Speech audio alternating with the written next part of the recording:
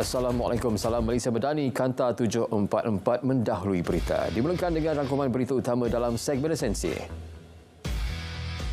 Prinsip keadilan serta hak asasi manusia adalah penting untuk ditegakkan termasuk dalam isu perdagangan global dan pertumbuhan ekonomi. Oleh itu, kata Perdana Menteri, Amerika Syarikat harus bersikap adil dan tidak harus bersikap berkecuali apabila berbincang mengenai konflik di Gaza. Perkara itu ditegaskan Perdana Menteri pada sesi pemukiman mesyuarat pemimpin ekonomi APEC yang dipengerusikan Presiden Amerika dengan dihadiri oleh semua wakil daripada 20 ekonomi APEC yang lain. Rakyat Malaysia Nurul Ain Harun yang sebelum ini terkandas di Palestin akan terus memberi bantuan kepada rakyat negara itu walaupun telah kembali ke tanah air.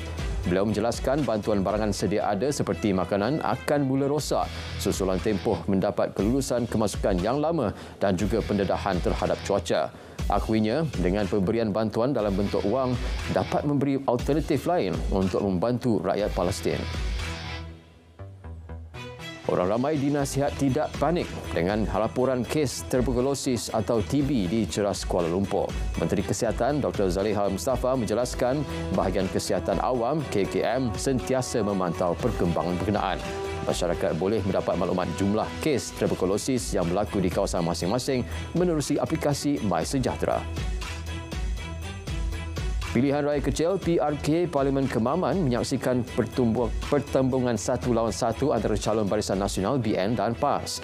BN mempertaruhkan bekas Panglima Angkatan Tentera Jeneral Bersara Tan Sri Raja Muhammad Afandi Raja Muhammad Noor sebagai calon, manakala PAS yang perlu mempertahankan kemenangan pada PRU ke-15 diwakili Menteri Besar Terengganu Datuk Seri Dr. Ahmad Samsuri Mokhtar. Suruhanjaya Pilihan Raya menubuhkan 5 pasukan penguatkuasa kempen pilihan raya bagi memantau aktiviti calon yang bertanding pada PRK Parlimen Kemaman. Pengurusinya memaklumkan semua kaedah serta bahan kempen dibenarkan selagi tidak mengembangkan perasaan jahat, tidak puas hati, permusuhan atau berunsur perkauman dan menyentuh sensitiviti berkeagamaan termasuk isu 3R. SPRM melancarkan bilik gerakan bagi membolehkan orang ramai menyalurkan maklumat serta aduan berkaitan perbuatan rasuah serta salah guna kuasa pada PRK Parlimen Kemaman. Bilik gerakan yang beroperasi 24 jam sehingga 2 Disember depan terletak di SPRM Cawang Kemaman. SPRM juga mengingatkan semua calon dan parti politik yang bertanding tidak melakukan aktiviti melanggar undang-undang dan peraturan pilihan raya selaras Akta Suruhanjaya Pencegahan Rasuah Malaysia 2009 dan Akta Kesalahan Pilihan Raya 1954.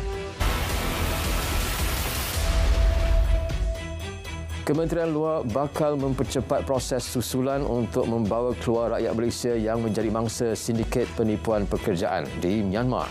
Timbalan Menteri memaklumkan kementerian akan melaksanakan beberapa tindakan susulan bagi memastikan proses membawa keluar mangsa dapat dilakukan dengan lebih mantap. China turut memberi komitmen untuk membantu membawa keluar rakyat Malaysia yang menjadi mangsa sindiket penipuan pekerjaan di Myanmar. Jabatan Kebajikan Masyarakat telah menghantar barangan keperluan seperti makanan serta bantuan lain ke semua pangkalan hadapan sebagai persediaan menghadapi banjir. Timbalan Menteri Pembangunan Wanita, Keluarga dan Masyarakat berkata barangan keperluan dihantar dari depo utama negeri ke pangkalan hadapan bagi mengelakkan berlakunya kelewatan bantuan. Lebih 500 sekolah di Johor sedia dijadikan pusat perpindahan sementara PPS susulan monsun Timur Laut yang dijangka sehingga Mac depan. Exco Pendidikan, Penerangan dan Komunikasi Negeri memberitahu persediaan awal dilakukan bagi memastikan pemeriksaan SPM tidak terjejas. Persediaan dilakukan lebih baik dengan mengambil iktibar susulan banjir buruk Mac lepas. Met Malaysia mengeluarkan amaran hujan lebat berterusan tahap buruk dijangka berlaku di Terengganu dan Kelantan hingga esok. Keadaan itu dijangka melibatkan seluruh Terengganu serta beberapa kawasan di Kelantan iaitu Tumpat, Pasir Mas, Kota Baru, Jeli, Tanah Merah, Bacok, Macang, Pasir Putih dan Kuala Krai. Hujan berterusan tahap waspada turut dijangka di beberapa kawasan di Kelantan, Kedah, Perak, Pahang, Sabah dan dalam tempoh sama. Situasi banjir di Perak menunjukkan perkembangan positif apabila hanya 84 penduduk terjejas daripada 24 keluarga masih ditempatkan di 3 pusat pemindahan sementara PPS di Kerian dan Kinta setakat malam tadi. Met Malaysia pula meramalkan cuaca di daerah Hulu Perak dan Kuala Kangsar berada pada paras waspada, manakala hujan dijangka berterusan hingga esok. Sementara itu, Jabatan Pengairan dan Saliran memaklumkan Sungai Bido di Cangkat Jong berada pada paras amaran dengan merekodkan bacaan 3.27 meter. KPDN sedang meneliti kemungkinan minyak masak paket bersubsidi dijual oleh pihak tertentu sebagai minyak masak terpakai sehingga mengakibatkan gangguan bekalan bahan itu di pasaran. Timbalan Menteri berkata wujud ruang yang berlaku penyelewengan apabila minyak masak paket bersubsidi kini dijual pada harga RM2.50 sekilogram sedangkan harga minyak masak terpakai boleh mencecah sehingga RM3.80 sekilogram. KPDN Negeri Sembilan merampas 41,000 liter diesel bersubsidi dianggarkan bernilai RM59,400 dalam serbuan di 2 premis berasingan di Port Dickson. Pengarahnya berkata 7 individu tempatan berusia 21 hingga 51 tahun ditahan kerana disyaki berurusan dengan barang kawalan berjadual tanpa lesen yang sah dan melanggar Seksyen 21 Akta Kawalan Bekalan 1961 serta Peraturan 3/1 Peraturan Kawalan Bekalan 1974. Kementerian Pembangunan Wanita, Keluarga dan Masyarakat berhasrat mewajibkan kursus asas asuhan kanak-kanak kurang upaya kepada pihak yang mengendalikan taska atau pusat jagaan melibatkan kanak-kanak berkeperluan khas. Menteri berkata bagi tujuan itu, Seminar Pendidikan Khas Kebangsaan 2023 akan diperluaskan ke seluruh negara dalam memastikan penglibatan kesemua pengusaha taska berkenaan serta mempersiapkan mereka bagi mengendalikan golongan berkenaan. Ibu bapa yang mempunyai anak berkeperluan khas tidak seharusnya menyembunyikan status anak mereka daripada orang ramai kerana boleh menjejaskan perkembangan kanak-kanak itu pada masa hadapan.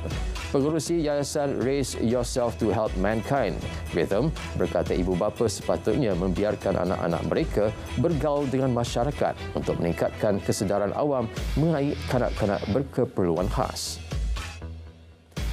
Majlis Bandaraya Ipoh menyasarkan pemasangan penuh 36 tiang lampu pintar berintegrasi yang berfungsi dalam memperluaskan rangkaian teknologi 5G selewat-lewatnya pada 2027.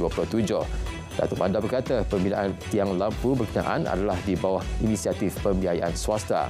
Manakala pemasangannya dilakukan pihak dilantik yang mempunyai lesen pemberi kemudahan rangkaian individu.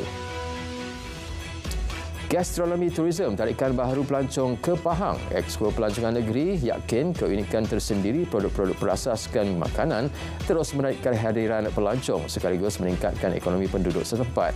Setakat September lepas, Pahang merekodkan 9.04 juta kehadiran pelancong domestik selaras sasaran tourism Pahang untuk mencapai 13 juta pelancong tahun ini. Walaupun telah 125 tahun sejak pertama kali dimulakan, istiadat ulangan penghulu luak tanah mengandung menghadap menjunjung duli masih diteruskan hingga kini. Seperti pepatah, tak lapuk dek hujang, tak lekang dek panas. Istiadat di Istana Besar Seri Meranti diadakan 3 tahun sekali itu dengan kali terakhir pada 2019 merupakan acara bersejarah bertujuan mengulangi ikrar tak setia tidak berbelah bahagi datuk-datuk penghulu luak tanah mengandung kepada Yang di-Pertuan Besar Negeri Sembilan.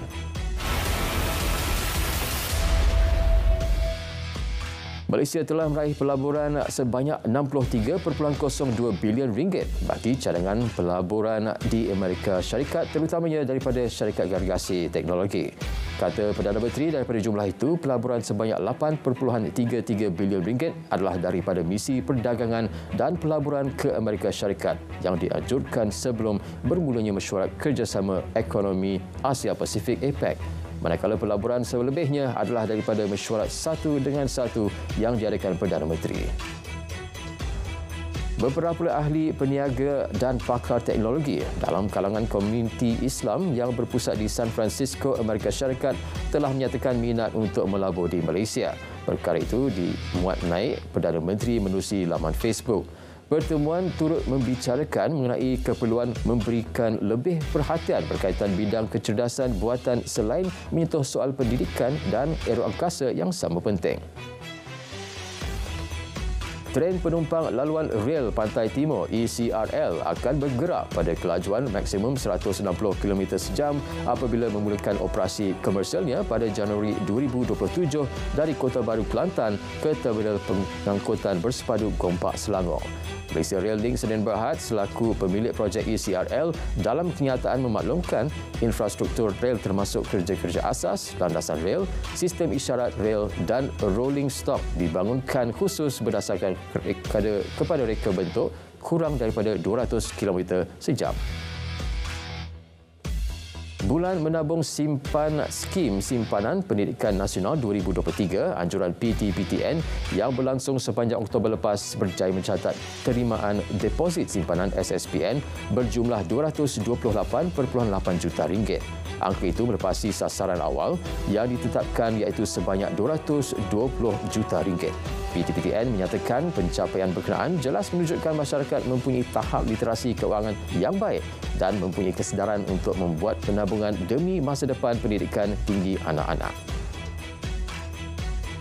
Pusat Agihan Zakat Majlis Agama Islam Wilayah Persekutuan PPZ Mawib menyasarkan RM1 bilion bagi kempen Year End Zakat. Menurut Ketua Pegawai Eksekutif PPZ Mawib, dengan tema Makna Kaya Sebenar, kempen itu sebagai seruan kepada masyarakat untuk menunaikan zakat sebelum 31 Disember ini. Kempen yang dilancarkan setiap tahun bertujuan menggalakkan pembayar zakat supaya melunaskan kewajipan, terutamanya kepada mereka yang ingin mendapat rebate cukai pendapatan masing-masing.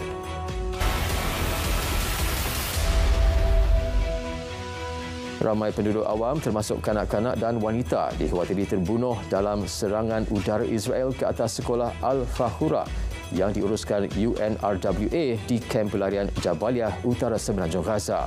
Laporan agensi berita Palestin Wafa memaklumkan sekolah ini telah digunakan sebagai tempat perlindungan bagi beratus-ratus keluarga yang dipindahkan akibat keganasan Zionis di Gaza.